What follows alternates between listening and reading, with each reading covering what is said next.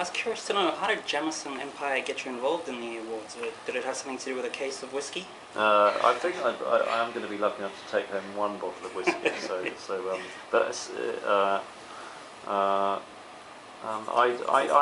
I quite like the idea of I don't know. I feel like when I was young making films, I would enter any competition that there was, and I think I was actually runners. I think with my film Bomber Jacket, my third movie, I was runner-up for some BBC Young Filmmakers competition. But I think the thing about competitions is it gives you a deadline and makes you actually. Sometimes it makes you focus on doing it, because once people say there's a competition, then you have to do it by this date.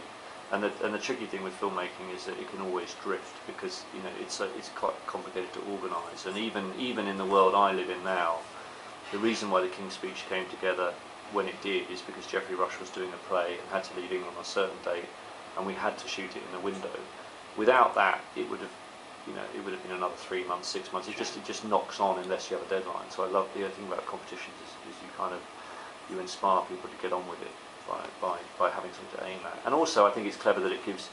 I think if you just say do a 60-second film on whatever, sometimes you can get a bit paralysed by too much choice.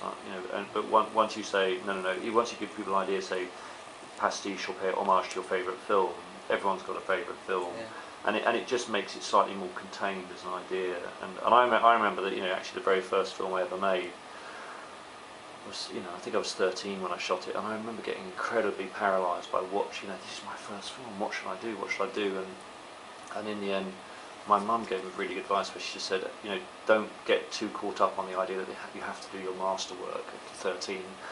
Just in a way pick something silly, do something as an exercise. And I made a film about a dog that keeps running away called Runaway Dog, which is a comedy, and it's a totally it's a silly, flippant movie. But I was actually released by being told being told you don't have to make the best film of your life, just do something to practice. And I think that's kind of the spirit of this, is just saying don't you're not having to make a masterpiece in 60 seconds. You're just having to go out and have some fun with it.